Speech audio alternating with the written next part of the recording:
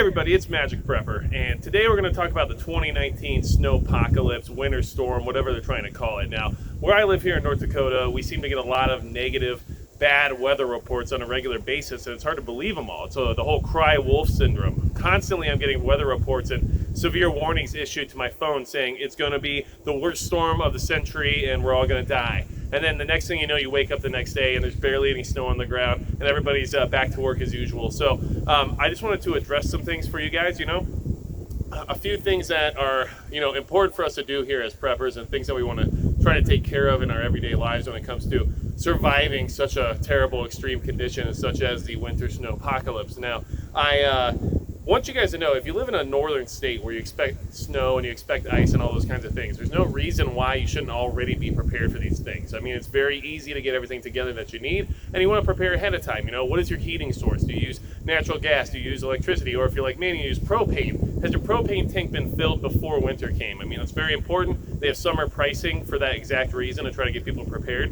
and you should make sure all those things are ready to go. Now, are your pipes exposed? Do you have anything that's going to freeze over? Leave your water dripping overnight if you need to make sure your pipes don't freeze, especially if you're in a trailer or a camper or something like that. That cold air can get underneath there and freeze those pipes immediately.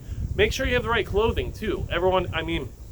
It's so easy to make sure you have all the right materials when it comes to buying clothing and footwear for wintertime. But in my personal preference right now, I wear a lot of Eddie Bauer. And why do I do that? They make a large tall, which is really important for me. But at the same time, I don't know if anyone here knows this or not, but as a company, they honor their products for a lifetime warranty. That literally means for any reason. I recently returned a parka there that got a giant tear down the side from my garage door, actually.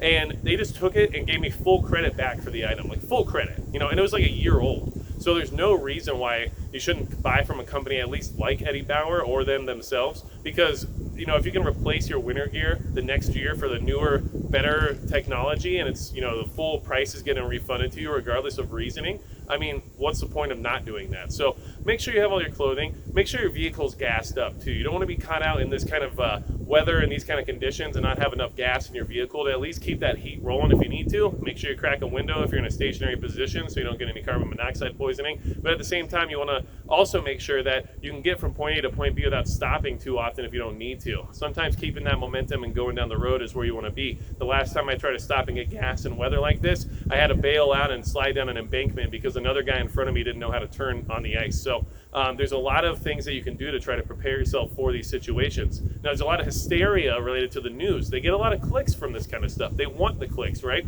The news is just like any other YouTuber at this point. They want to get online and they want to clickbait the crap out of you, and then they want you to feel like you're going to die and that's going to be the last day on earth for you because you're not prepared for this winter storm that's coming out. So just remember that not everything you hear on TV and not all the weather reports are always accurate. But either way, keep an eye on them because it is important to stay prepared and at least get an idea of whether or not you're going to be able to be mobile or if you're going to be staying inside your house or stuck inside your home for a long period of time. And as preppers, we all know that any kind of storm like this can lead to power outages, and which can also lead to your heating source being eliminated. So make sure you have ways of alternative heat, which I think you all know how to do. And I also think you need to make sure you have food and water for a decent amount of time in case you do get stuck in that house. Now, any decent, survivalist or prepper that has any kind of a food storage situation in place probably has enough to get through a bad winter storm. But either way, it's something you have to keep on top of mind. And how accessible are those items? Are they out in your garage or your shed that's, across the other side of your property? How are you going to get to it if there's 8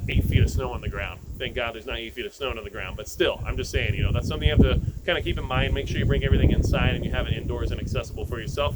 And you have a way to get through your driveway or through your area, aka shovels or snow blowers or whatever it is you might need in order to eventually leave once the storm resides. So just wanted to kind of give you guys a PSA. I think there's a lot of panic and hype involved with all the weather reports right now. But either way, it's something we have to stay on top of. And it is something you do need to keep your mind open for and prepare for. And if you guys want any, advice or anything like that from me, feel free. But honestly, go to Alaska Prepper's channel. That guy has a lot better cold weather advice than I do. I've lived in cold weather in California, but it's not the same as up here in North Dakota where I'm at now. And it's definitely not the same here as it is in Alaska. So, if you want to get some real good cold weather information, visit his channel. I'll put the link up here on the screen. And that way, either one works. And that way you guys can actually get some really good information and get some really good ideas from somebody who's lived in that environment for a long period of time, okay? So either way, just wanted to kind of bring this all to your attention. Yes, I'm going to survive the winter snowpocalypse, or whatever it is people like to call it.